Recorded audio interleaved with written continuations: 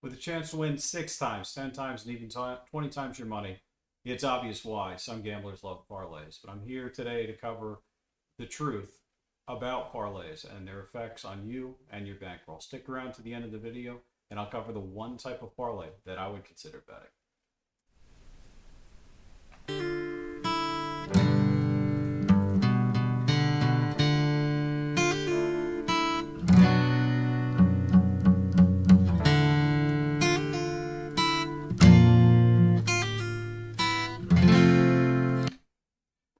Thanks for joining me today. My name's Swaption. I've been gambling on sports for over 20 years, still deeply in the black. I'm here to help you become a better sports gambler.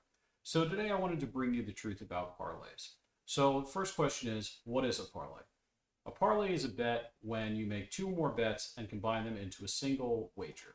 So these bets can have dramatic payouts, much more than a normal straight bet. But unfortunately, as with most things, the devil's in the details, and there's hidden edge there that you may not be aware of.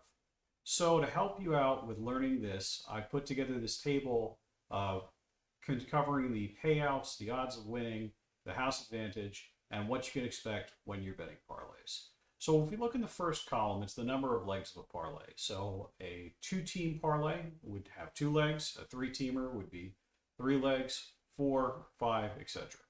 So the payouts of them. So a single leg parlay, I included it as a straight bet. So your average straight bet, you're betting at minus 110 odds with a 50% chance of winning.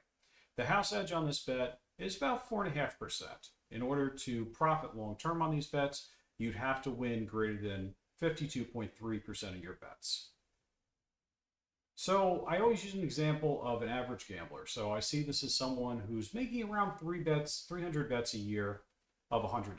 So this would be someone who typically will bet 3 games on an NFL Sunday, bet the Monday night, bet the Tuesday, bet some college football, maybe some NBA games, maybe some college basketball during March Madness, but around 300 bets. So over the course of a year, that gambler should expect to lose maybe $1,300 or so dollars, which isn't terrible. As I've said in previous videos, people have hobbies. Some hobbies are more expensive than others.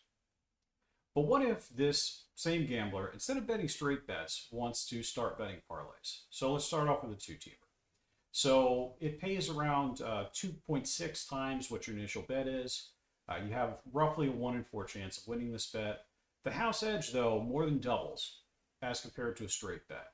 So the house edge is now closer to 10%. Your break-even point, approximately how many of these parlays would you have to win in order to break even, is around 27%. For each individual game, you would now have to pick 52.7 instead of 52.3 in order to break even. This same gambler, he loses $3,000 a year betting parlays instead of straight bets.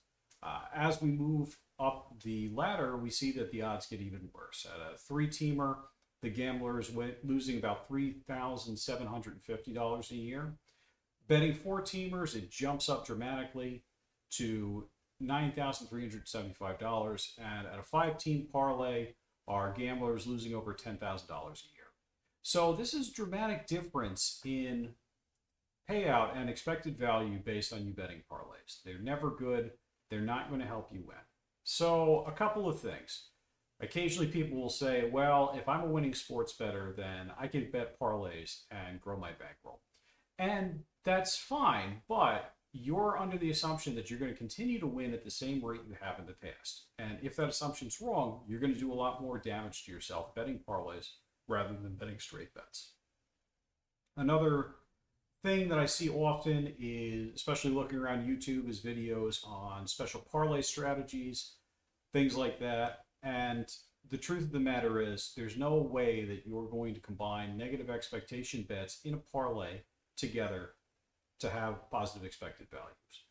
Parlays are favored by sportsbooks. They want you to bet sportsbooks because of that increased house edge. So be a smart gambler. Don't bet parlays. Don't waste your money. Keep it on straight bets, and you'll do a lot better than you would betting parlays. So as I promised, the one parlay that I would consider betting, and with the new season, we should have college football. And these type of parlays are what are called correlated parlays. So when we look at a college football line, we'll often see something like this, where we have Massachusetts playing Alabama. The spread is 36 and the total is 54. So in the age before same game parlays, some sports books would allow you to parlay games like this, where there's a giant spread. And it's pretty obvious looking at it that if you liked Massachusetts, you could parlay Massachusetts in the under and you would have a better chance of covering, vice versa. If you liked Alabama, you would parlay Alabama in the over and you'd have a better chance of winning both than winning individually. So anytime you're able to take a parlay where they pay you the full 2.6 odds and you can get a spread that is greater than half of the total, you can take those parlays. So with the legalization of sports betting and new books such as DraftKings and FanDuel, oftentimes they'll lock this behind a same game parlay where they're going to manipulate the odds and give you a worse deal. So only if you can get the full payout that you should get from betting this should you take these parlays.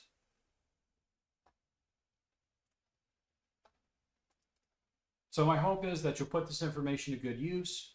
You'll avoid parlays, you'll stick to straight bets, and you'll see the best results you can. Stick around.